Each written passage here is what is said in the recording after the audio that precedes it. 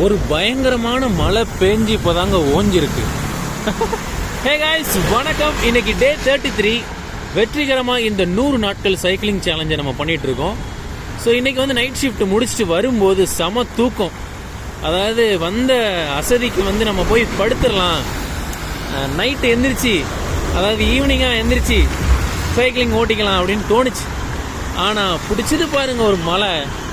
நனைஞ்சி ஆஃபீஸ்லேருந்து வீட்டுக்கு வந்ததுக்கப்புறம் எங்கேருந்து ஒரு எனர்ஜி வந்துச்சுன்னு தெரில.